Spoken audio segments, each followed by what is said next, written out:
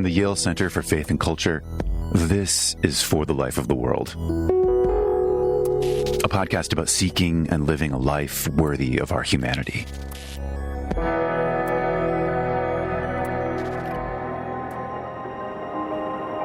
At the end of Genesis 1, God saw everything that he had made, and behold, it was very good. For Schopenhauer, this is the worst possible verse in the Bible. God creates wantonly and for his own pleasure the world of distress and misery, and then even applauds himself with everything was very good. To God's everything is good. Schopenhauer responds, nothing is good. The cost of rejecting the world's original goodness and recognizing only epithumia is the source for ultimate rejection of the world as means to an end. Far from being deeply meaningful gifts to each other, human beings, driven by unquenchable appetite, are mainly competitors and each potential prey.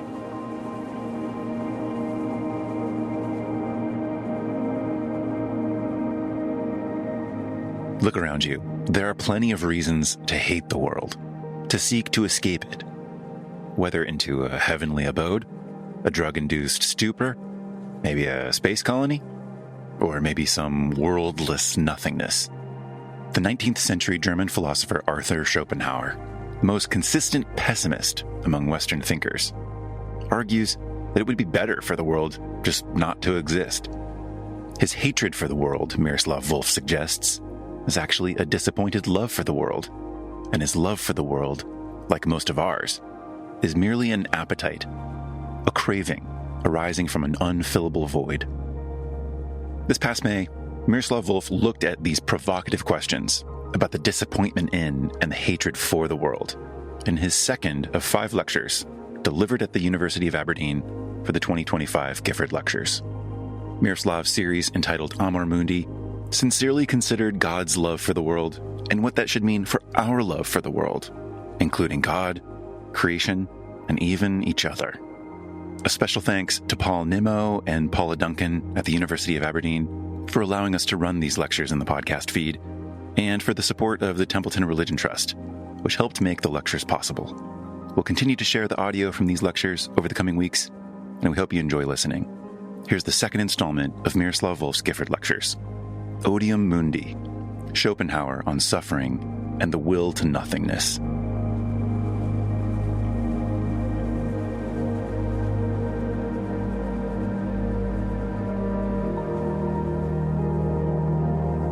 Good evening to all of you.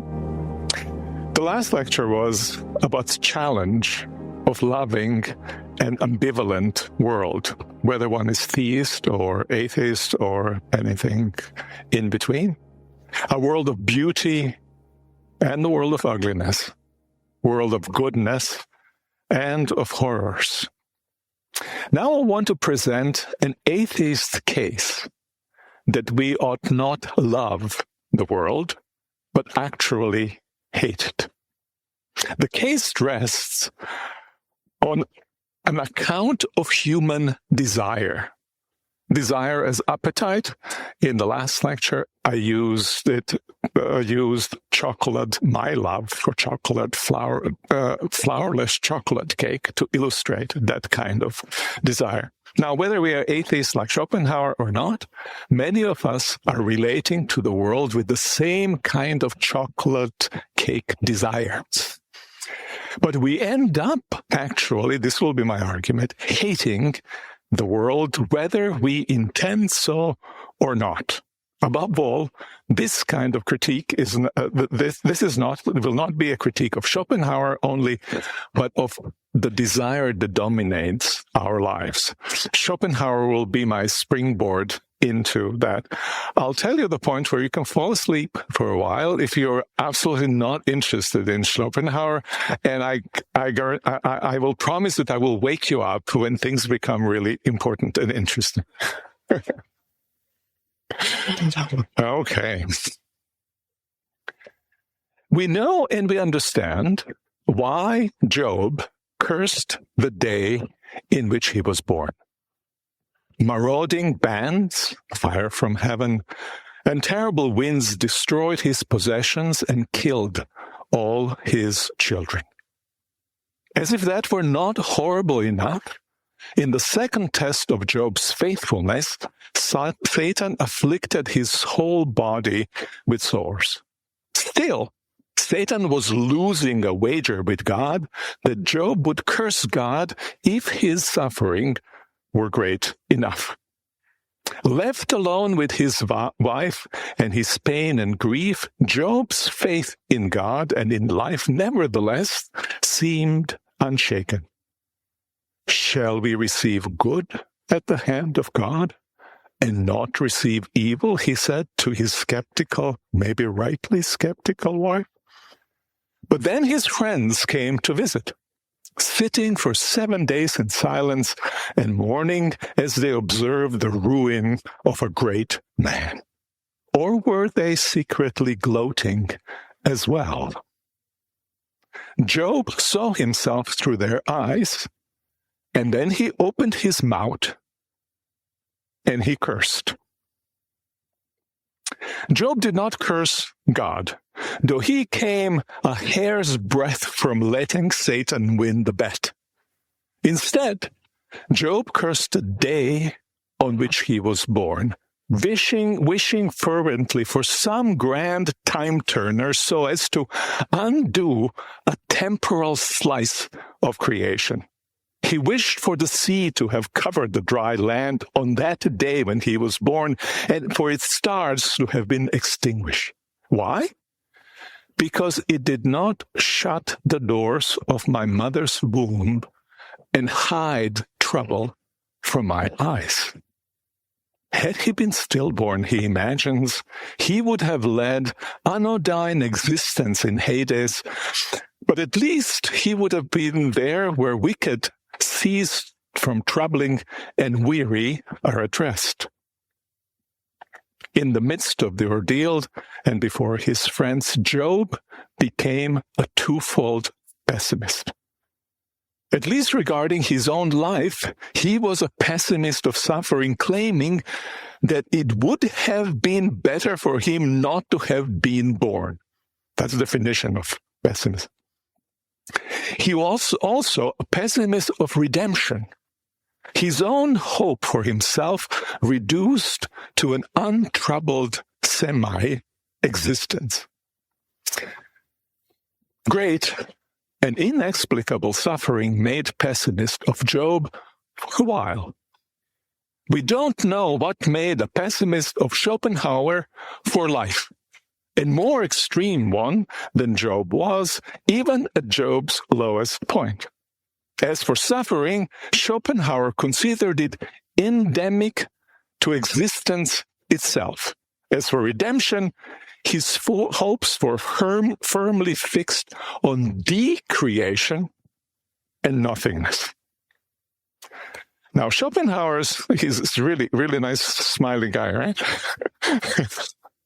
Schopenhauer's biography gives no clue as to why he came to such convictions. He was raised in very comfortable circumstances. His health was robust, cold bath every morning, including the morning on which he died, and he was not prone to depression. As a 16-year-old, he visited French penal colony on Toulon, which would later be made famous by Victor Hugo's Les Miserables. It became for him a metaphor for the world and its hopelessness. Each human, even the happiest, a miserable fellow prisoner. But why consider the penal colony as a window into the nature of life in the wider world, rather than merely an extreme anomaly? He crafted his pessimistic philosophy at the height of Enlightenment optimism. In the first decades of the 19th century, when the likes of Hegel dominated German cultural scene, Hegel and thinkers after him, like Marx, were not blind to violence and pain of the world, but their philosophies were all about the great this-worldly hopes. Schopenhauer's main work, The World as Will and Representation, was all about lack of any worldly hope, whether social or personal. But perhaps we should resist the impulse to search for some weighty reason, for some great suffering, as in Job's case, for Schopenhauer's aspiration to nothingness. However it was that he personally became a pessimist, and regardless of the idiosyncratic and eclectic nature of his thought, I will argue that his rejection of the world is one example of a broader kind of malformed human desire and love that devalues and negates the world. For a while, nobody paid Schopenhauer's book any attention, which confirmed his pessimism, of course. For it is so terrible that he doesn't want to know how terrible it is. Then the failed revolution of 1848, dubbed Springtime of Nations, came to the book's rescue. The mood of cultural optimism was replaced by a wintry fog of Weltschmerz, of melancholy and world weariness. And 30 years after it was originally published, Schopenhauer books was thrust into cultural center stage. We too live in dystopian times, though the assessment is rather subjective. In my 2 post-pandemic seminars, one of a cheery subject of suffering and the other on the equally cheery subject of pessimism, I assigned Schopenhauer's sections from Schopenhauer's book. For many students in the 2 seminars, this was the favorite reading. I suspect that is in part because Schopenhauer does not primarily bemoan horrendous suffering, though he does that too, and does it very movingly. More significantly, he identifies something fundamental about the world that makes suffering of a more ordinary kind inevitable, and explains why happiness is so hard to come by. When cultural moods darken, our attention focuses on that feature of the world. Everything then seems to be coming out of joint. The apocalypse seems near. Circumstances help explain why Schopenhauer work neither receives warm reception or is disregarded, either receives or attention or is disregarded. Circumstances, his own and those of the world, do not explain why he crafted his pessimistic philosophy. I suggested that what gave rise to his pessimism, to his outright hatred of the world, was disappointed love for the world, more specific and particular kind of love, appetitive love. In this lecture, I will first locate the root of Schopenhauer's pessimism in appetitive love for the world, and in the background expectation of abiding satisfaction, a position that distinguishes him from many contemporary pessimists who argue from the prevalence of suffering in the world. After summarizing his proposed path toward redemption, I will offer an appreciative but robust critique of his account of desire and satisfaction, and more importantly, I will connect it to key features of desire in contemporary culture. But first, I need to identify 3 different kinds of love that will be central to my argument in this lecture and in the lectures that follow. Now, love is a word with many meanings, and without aspiring to a comprehensive typology of loves, I will sketch briefly 3 kinds of love and how they relate to one another. The lines of distinction between them are kind of blurry, and one can bleed into another and can overlap with it. The three loves are epithumic. Epithumia means simply desire. Epithumic love, or love as an appetite. Flourless chocolate cake. I eat and it disappears. I love it so much. Erotic love, or love as appreciation of the object, and agapic love, or love as unconditional affirmation and care. Now, the distinction between epithumic and erotic love goes back to Plato, and I use the designation erotic roughly in his sense rather than in restricted contemporary sense, referring primarily to sexual desire. Agapic love goes back to the Hebrew Bible, and most notably to Jesus. First, as finite and material creatures of needs, we love with epithumic love things that satisfy these needs. Once a need is satisfied, desire for what satisfied it ends, and with it, love. But it comes again and again with the insuppressible force of the essential condition of life. We desire and ingest living things after we have prepared them for our meals. We desire and acquire things just to discard them when we are done with them. We desire and use other human beings to satisfy our needs. Untamed, our epithumic love moves from object to object with open or hidden aggression toward each. Moreover, as Socrates argues in Gorgias' dialogue, the jar that our appetite seeks to fill is leaky. If we are committed to filling those jars, or our jar, we are suffering extreme pain, he says. The pain of epithumic lovers themselves is the least problem, I think, with untamed epithumia. What it does for the world, and that's where I'm going to end this lecture, is worst. Still, epithumic love is not bad as such. It is the condition of our material and social life. Second, erotic love. Its object do not merely satisfy our needs, but make rightful claim on our appreciation.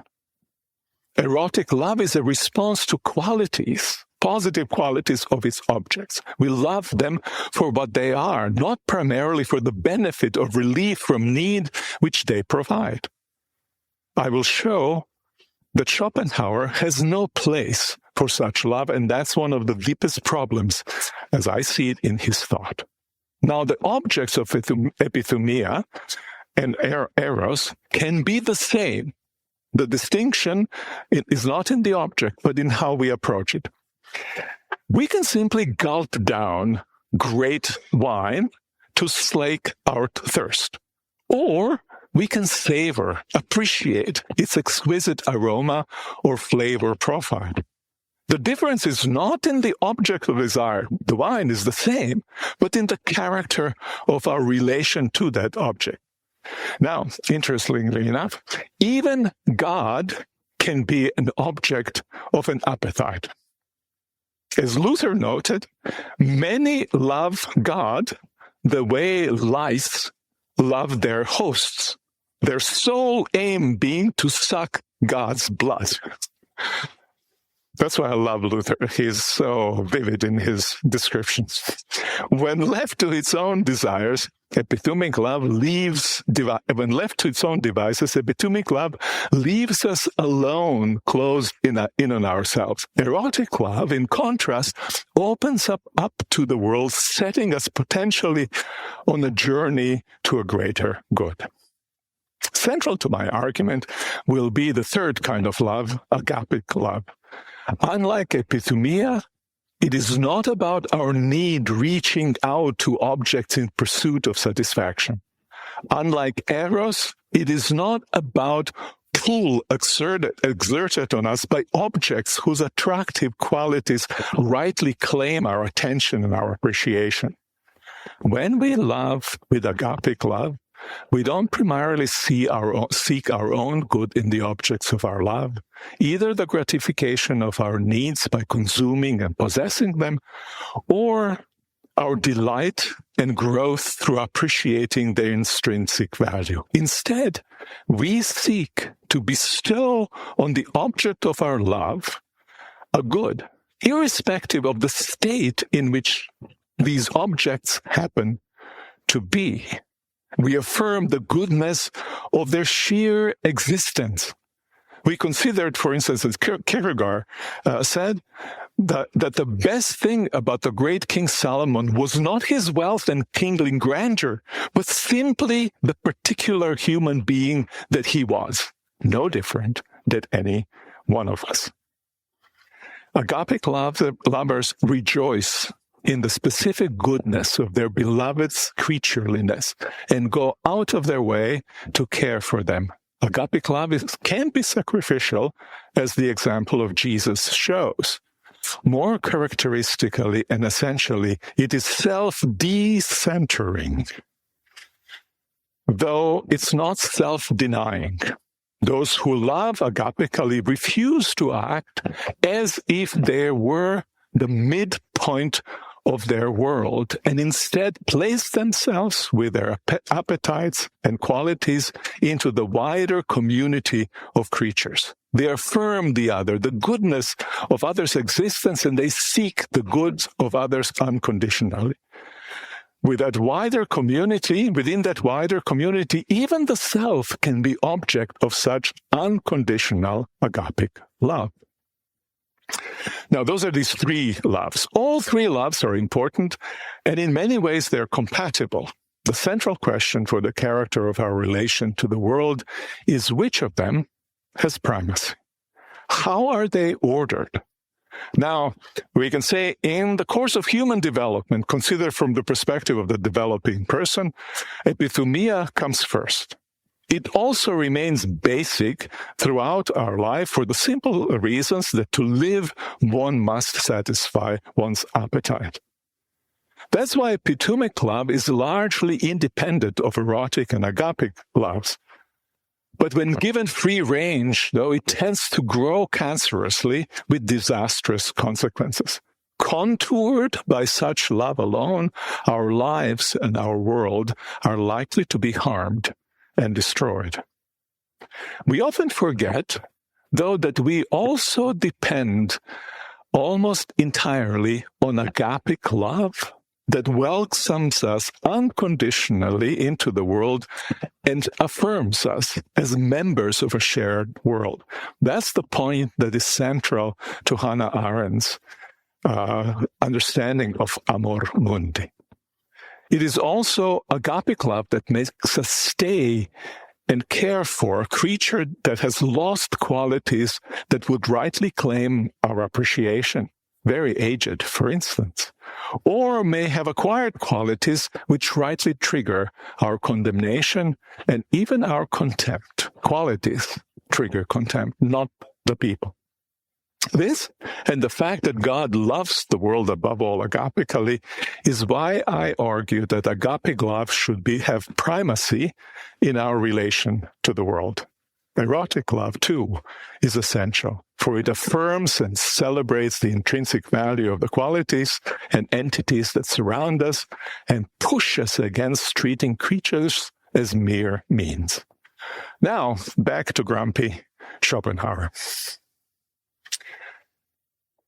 In a chapter in the World as Well as Representation 2, second volume, titled On the Nothingness and Suffering of Life, Schopenhauer writes, "If the evil were 100 times less in the world than is the case, the mere existence of evil would be still sufficient to ground the truth that we should be sorry rather than glad about the existence of the world, that its non-existence would be preferable to its existence, that it is something that fundamentally should not be."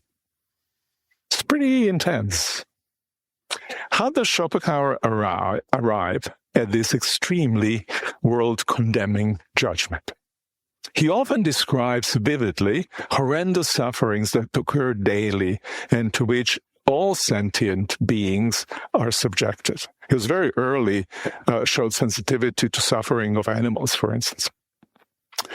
Their main source is actually human beings themselves. That's because for each human, boundless egoism, he says, is the form of the will to life.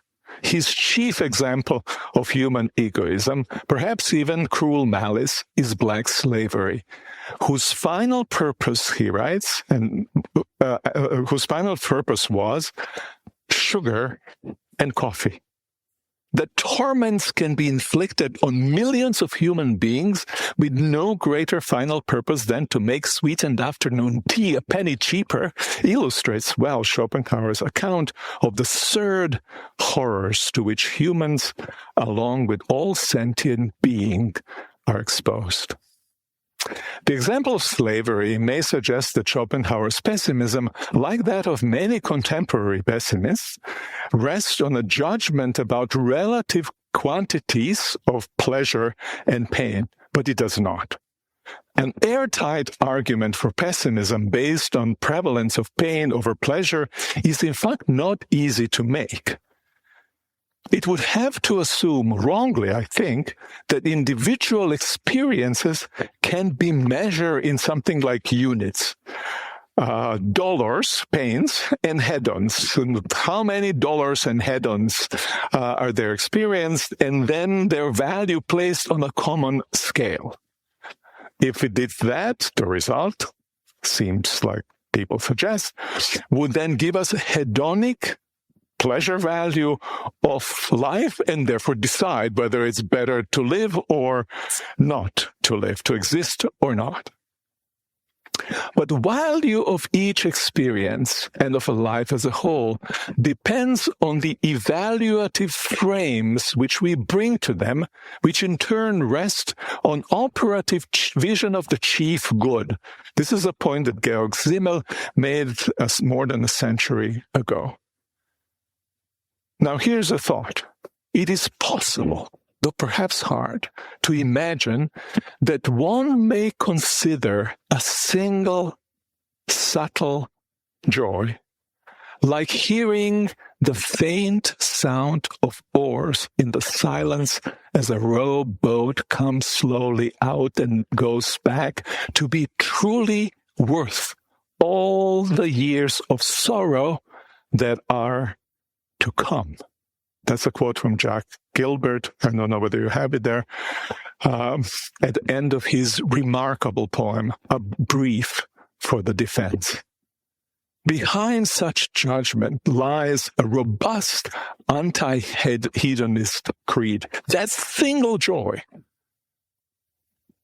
overcomes all the pain. Schopenhauer is aware that it is difficult to demonstrate pessimism from experience, which is why he seeks to demonstrate it a priori, without reference to great suffering. He offers argument from experiences, many such he gives, only as confirmation of his demonstration. In fact, he maintains that one could remove all brutality from life, and non-existence would still be preferable to existence. His advice to Job, at the height of his reputation, with all his wealth intact, in fact, in the middle of his merriment, surrounded by his family and friends, he should walk out into the night and curse. And he should curse not just the day in which he was born, but even the best day of his life, curse the world in which he lived, and curse God who created it. How does Schopenhauer make his case? To answer the question, I need to sketch, impossibly briefly, the contours of his metaphysics. It derives from his idiosyncratic reading of Immanuel Kant. Kant argued that the world as we know it is only a representation fundamentally structured by our own human minds. The world itself, or the thing itself, untouched by the structures of our cognition, is beyond space, beyond time, outside reach of causality, and prior to any individuation, no individual. If Schopenhauer took this one step further, the thing itself could be nothing else but that same will we find in our depths. This will is at work in all things. It is the essence of the world. It is without cognition. It is blind striving without a goal. Everything in the world, everything that exists in time and space, that is individuated and subject to laws of causality, is the will made an object. The will filtered through our conceptual apparatus and appearing to us as the world of object. As he puts it, the will fills all things, drives and strives in all things. Now, if you listen to this rather abstract summary of his thought, and if you squint a bit, you can recognize in Schopenhauer's will a radically altered version of the God of classical theism. He himself connects the two by invoking the nous of the pre-Socratic philosopher Anaxagoras. As the principle of existence, nous or mind is the will guided by cognition. Schopenhauer contrasts this with the account of will as a blind urge. To take will guided by knowledge as the principle of existence is to give existence a ground and to commit oneself to optimism. All theists should be optimists. That's basically what he is saying. To take blind will as the principle of existence is to declare existence to be groundless and commit oneself to pessimism. But then he adds, if a knowing God existed, our chaotic world, with all its miseries, would not exist. Since our world exists, if it does have a principle of existence, that principle must be blind will. The void at the ground of existence, left by the death of God, who knows and loves, is the ultimate reason why non-existence is to be preferred to existence. This is the presupposition of Schopenhauer's argument, but Schopenhauer's argument itself consists in his description of the character of human desire, and that's most interest for me here, and its relationship to satisfaction. Okay, let's look what he says about desire. Describing human beings, Schopenhauer writes, willing and striving constitute their entire existence, fully comparable to an unquenchable thirst. Keep that in mind, unquenchable thirst. But the basis of all willing is need, is lack, and thus pain, which is the will's primordial destiny by virtue of its essence. If, on the other hand, it lacks objects to will, its former objects having been quickly dispelled and too easily achieved, it is seized by a terrible emptiness and boredom. Thus, its life swings back and forth like a pendulum between pain and boredom. In fact, these are the ingredients out of which it is ultimately composed. Schopenhauer seeks to make the unquenchable human thirst as experientially plausible by identifying 4 features of human desire. First, all desires stems from lack. Specifically, a sort of lack experiences need. All desires are lack-based, and none of them are object-based. The category of intrinsically desirable objects is empty. Nothing is intrinsically desirable. We call everything good that is just as we want it to be. We call bad everything that is not conducive to the striving of the will. That's what he claims the objects are valuable to the extent that they're desired, and they're desired because of the lack. No sense of lack, no desire, and no value.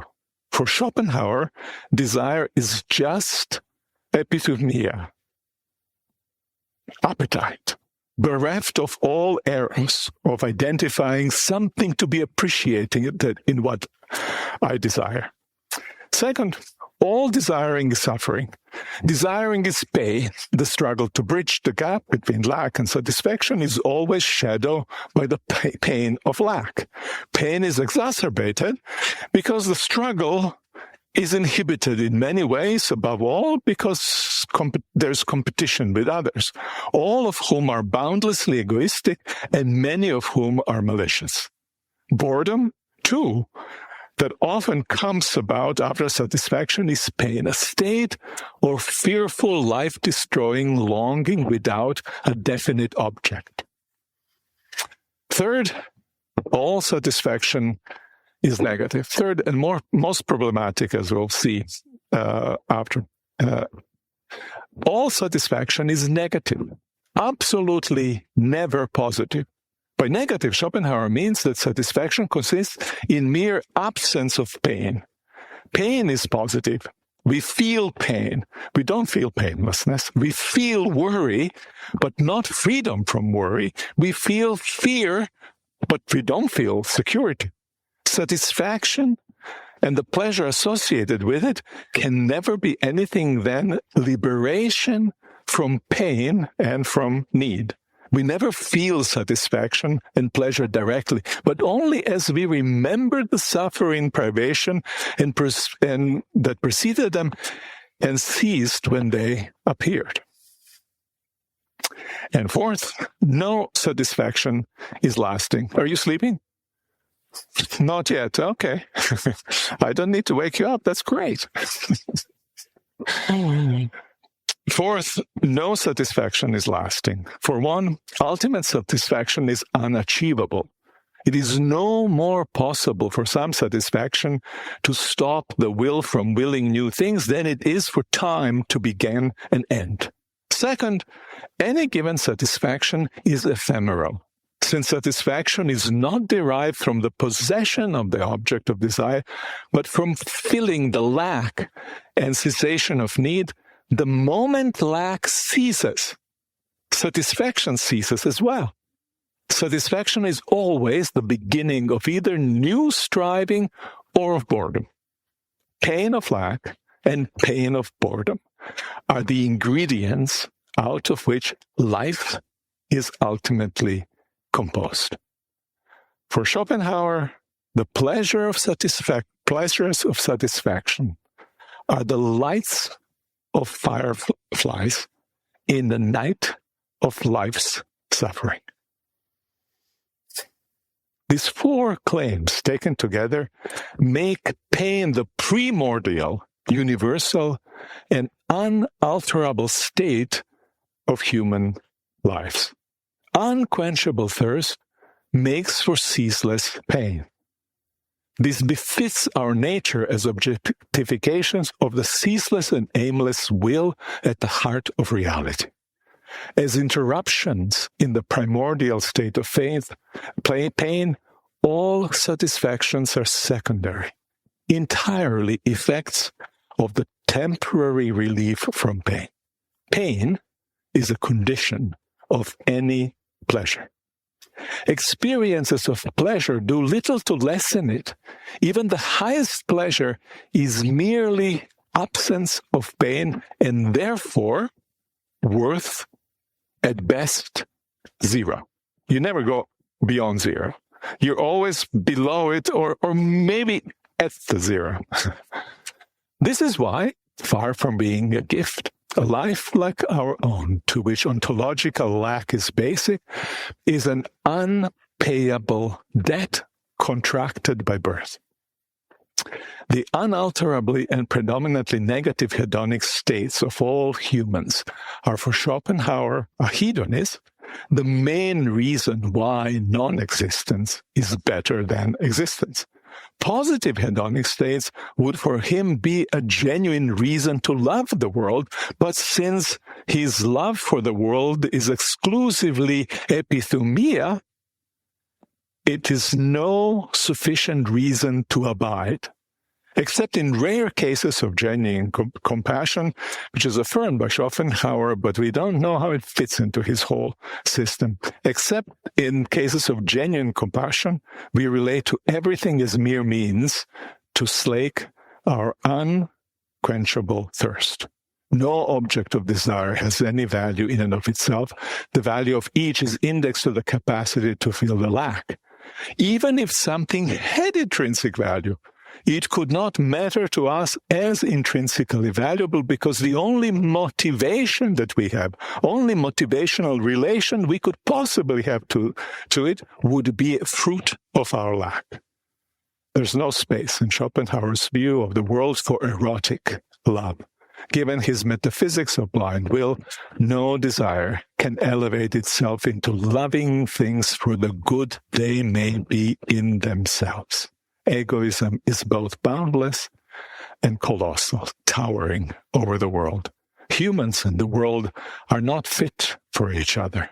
Odium, the hatred of the world, seems an appropriate general stance toward the world of the one for whom everything is means, but nothing satisfies. The verse in the Bible Schopenhauer hated the most is the one reporting God's assessment of the world at the end of Genesis 1. God saw everything that he had made, and behold, it was very good. I will return. It will be my key verse in lecture 4. But for Schopenhauer, this is the worst possible verse in the Bible. God creates wantonly and for his own pleasure the world of distress and misery, and then even applauds himself with everything was very good. To God's everything is good, Schopenhauer responds, nothing is good. The cost of rejecting the world's original goodness and recognizing only epithumia is the source for ultimate rejection of the world as means to an end. Far from being deeply meaningful gifts to each other, as I will argue in Lecture 4, human beings, driven by unquenchable appetite, are mainly competitors and each potential prey.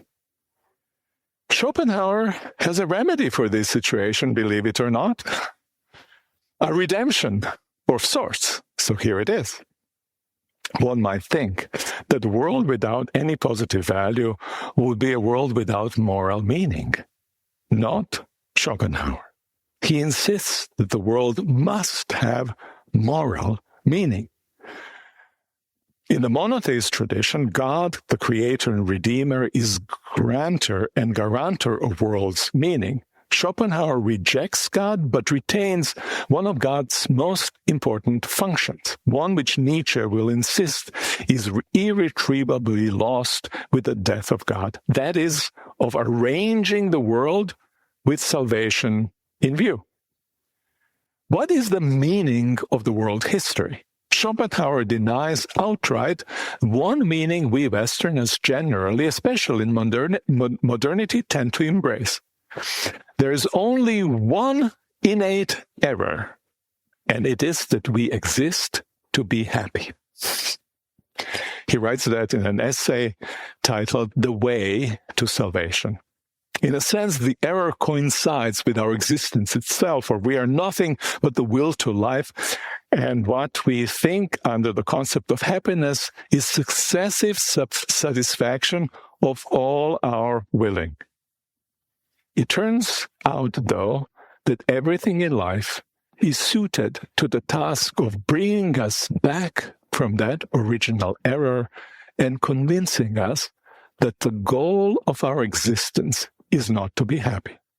More precisely, the goal of our existence in the world of time and space and individuation is to suffer, to undergo a a cleansing process whose purifying fire is pain.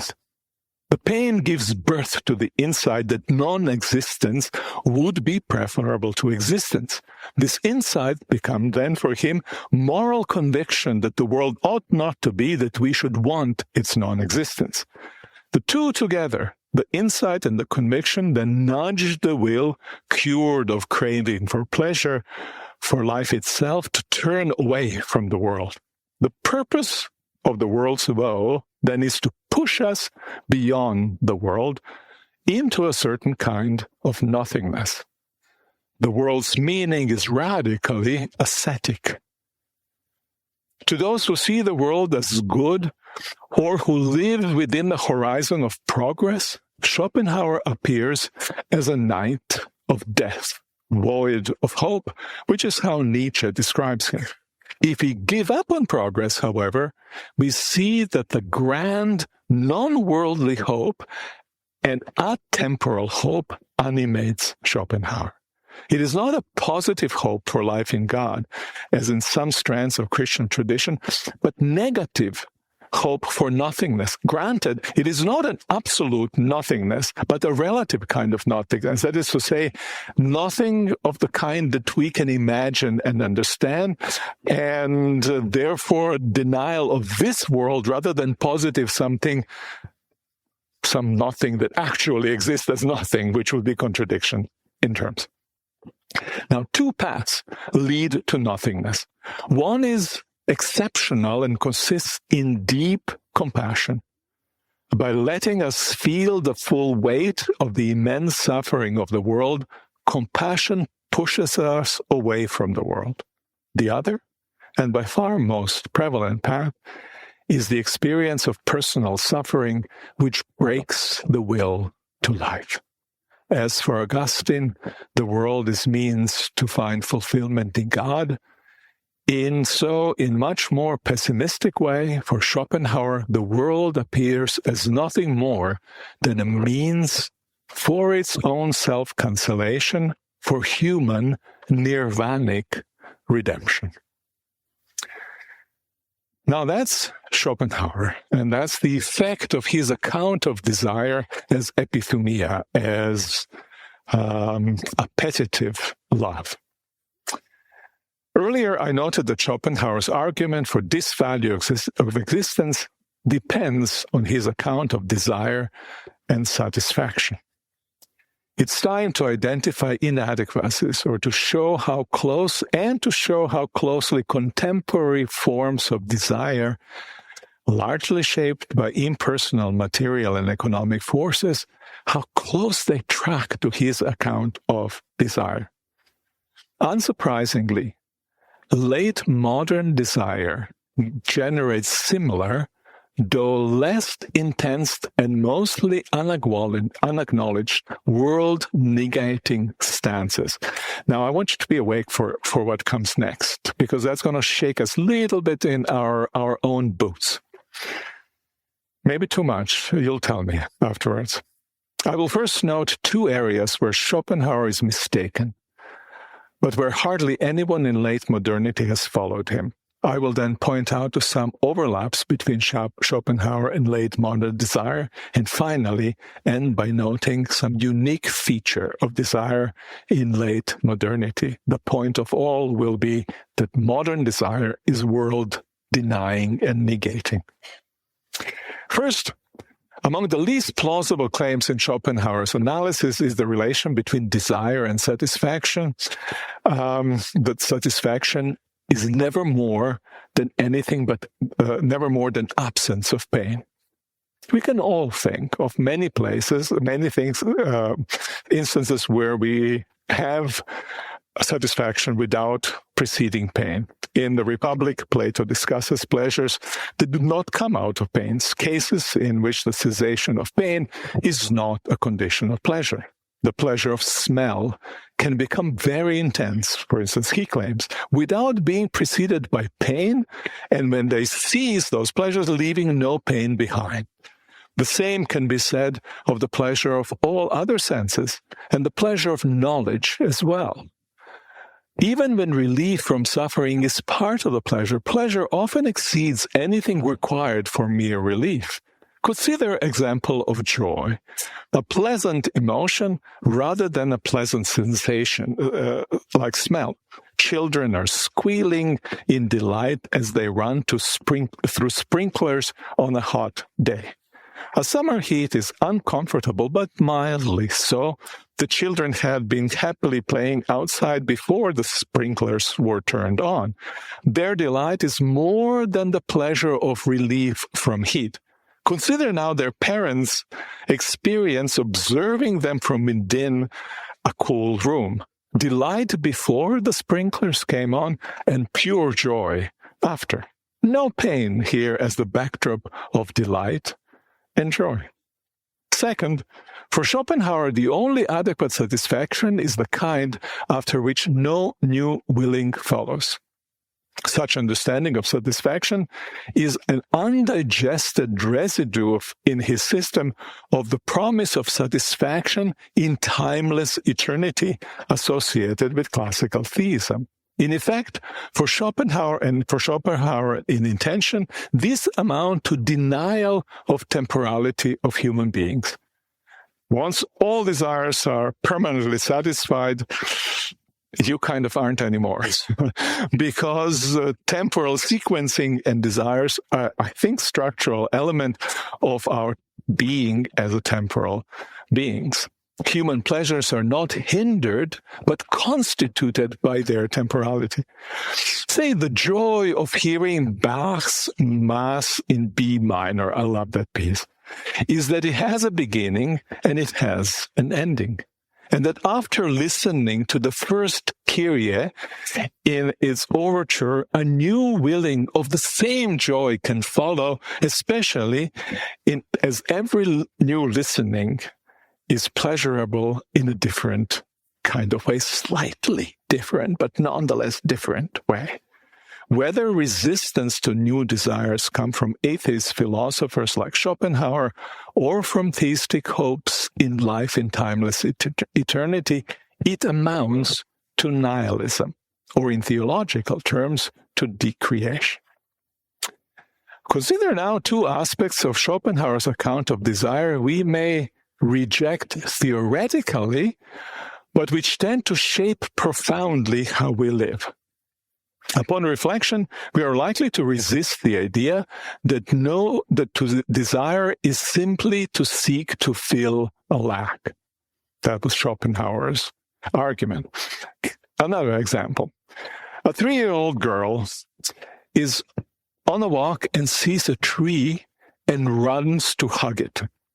She may be merely satisfying a pre-existing thirst to hug and be hugged, for which the rough-barked tree then becomes an improbable object until she learns a little bit better. More likely, some feature of that tree generates desire in the child to hug it. If we spiritually train ourselves to be open to the intrinsic value of things, say to be open to the intrinsic value of that faint sound of oars in the silence, in the stillness of the night sea, as a rowboat comes slowly out into the harbor and back in, out from the harbor and back in, they will act on us. That sound of those oars, that tree, or whatever that might be, will act on us, and we will respond, recognizing the value. Schopenhauer must be wrong about epithumia, exclusively lack-feeling character of all desires. And yet, in the way we live, mostly we prove him right. Whether we love ice cream, or sex, or God, we are often merely seeking to slake our thirst. Epithumic love has largely colonized erotic love. Second, Schopenhauer insists on the fleetingness of all satisfaction. The epithumic character of love makes satisfaction disappear with possession, You desire something, you have it, no more desire. Perhaps. But we don't live simply in isolated moments of the present. We live in an extended present, overlaid by past, which inhabits it, and the future, which we anticipate and is also there. The delights of both anticipation and fulfillment can linger on. But though they can linger, they mostly don't. In comparison with traditional cultures, in late modernity, the problem of fleetingness has become more acute. Pressed upon us by forces over which we have little control, new objects of desire call on us from all sides at once, making it hard to rest with the good that we possess. The very possibility of the new and better becomes the enemy of the old and good. Contrast the fleetingness of satisfaction bemoaned by Schopenhauer and experienced by us moderns daily to the experience of those souls in Dante's Paradiso who dwell in the lower rank in paradise. Dante wonders, how can they be content while enjoying only lesser paradisial goods? They respond, the souls, we long for what we have. If we long for what we have never ceases to satisfy. If we despise what we have because we could have something better, or because others have something better, we will never be satisfied, never love any object, never love the world. But how is it possible to resist the erosion of value brought about comparative judgments and passage of time? The miracle can happen if our erotic and agapic loves take upper hand. Erotic love will give us the capacity to respond to the pull of the good that we already have and to delight in it. Agapic love will enable us to affirm what we have, even when it has lost some of its goodness. It will motivate us to seek to restore it to its native glory. We moderns part ways with Schopenhauer most decidedly in having abandoned the ideal of satisfaction upon which no new satisfaction and no new desires follow. Rather than desiring to end desire, we desire to desire, a stance toward the world that also Nietzsche embraces, as I will explain in Lecture 3. We pursue both the joy of desiring itself and the rush of coming to possess the object of our desire, however fleeting the rush may turn out to be. The intensity of desiring to desire, stimulated by competitive environments, can be so fierce that it creates a delusion of reality shaped around our own desires, as Zadie Smith writes describing life in Manhattan. She continues, and reality shaped around your own desires, there is something sociopathic about that ambition. We see here at work some of the egoism that Schopenhauer saw towering over the world, a self-absorption which will curse reality if it refuses to accommodate to our desire. Now consider second, that our satisfactions follow one after another in ever quicker succession. Though we act on desires that we experience as if they were deeply our own, most of them are not native to our ever-hungering flesh. They are invasive transplants.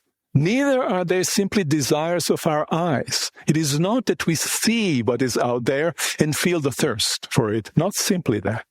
An alien force with immense power of seduction keeps subliminally planting desire into our flesh. This is largely because what we desire is mediated through competitive markets whose vital interest is proliferation and intensification of our desires.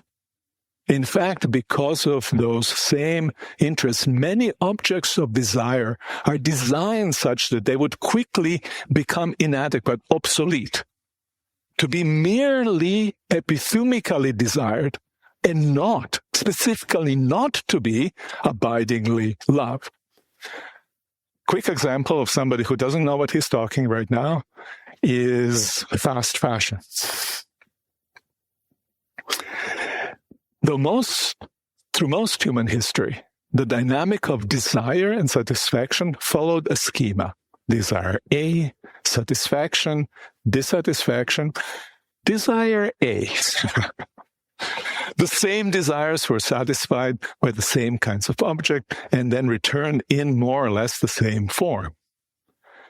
The schema is like my breakfast. Exactly the same breakfast every single morning. The schema of late modernity is desire A, satisfaction, dissatisfaction, desire B. Putting it this way, though correct, leaves out two crucial elements. One is that dissatisfaction often troubles any satisfaction because we are aware of multiple competing B's while we are desiring and enjoying A. Satisfaction is not just fleeting, but already unsatisfying as desire itself is internally divided.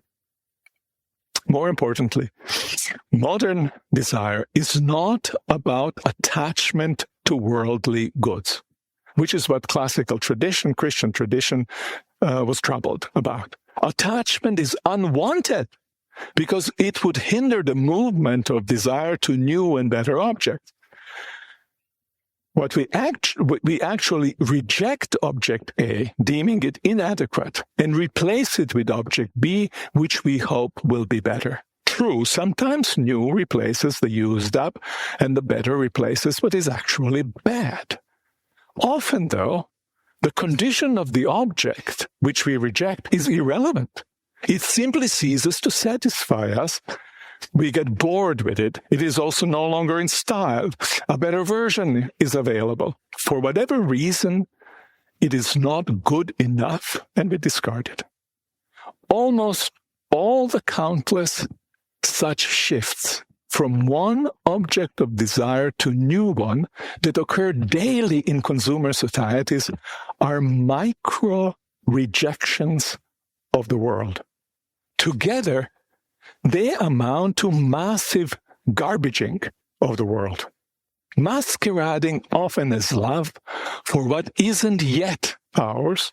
Such denigration of what is constitutive of much of the modern, predominantly epithumic relation to the world. To conclude, in this lecture, I distinguish three kinds of love. Epithumia, that prioritizes the need of the lover. Eros, that appreciates the good qualities of the beloved. Agape, that unconditionally stands by the beloved, which often finds itself in apparently unlovable states.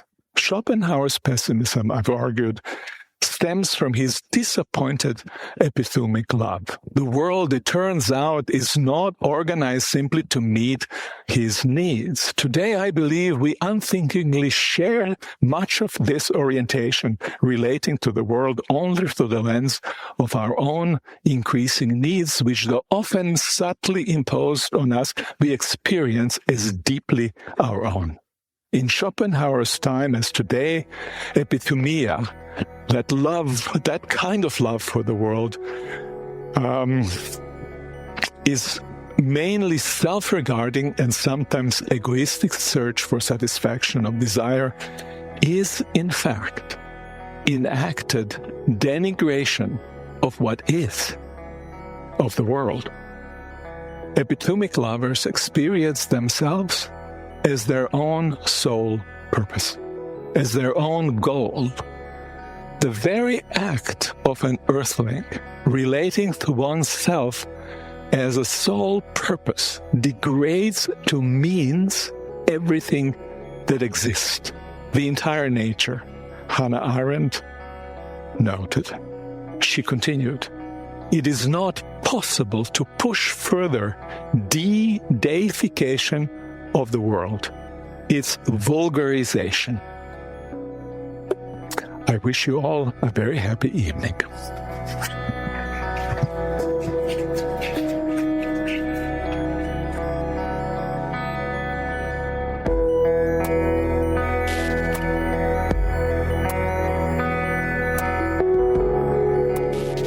For the Life of the World is a production of the Yale Center for Faith and Culture at Yale Divinity School. This episode featured Miroslav Volf. Production assistance by Taylor Craig and Macy Bridge. I'm Evan Rosa, and I edit and produce the show. For more information, visit us online at faith.yale.edu, where you can find past episodes, articles, books, and other educational resources that help people envision and pursue lives worthy of our humanity. If you're a new listener, remember to hit subscribe in your favorite podcast app so you don't miss the next episode. And if you're a loyal supporter, we would love for you to share this episode. Send an email, post it on social media, or even better, tell a group of your buddies, have them all listen, and then have a lively discussion. As always, thanks for listening, friends, and we'll be back with more soon.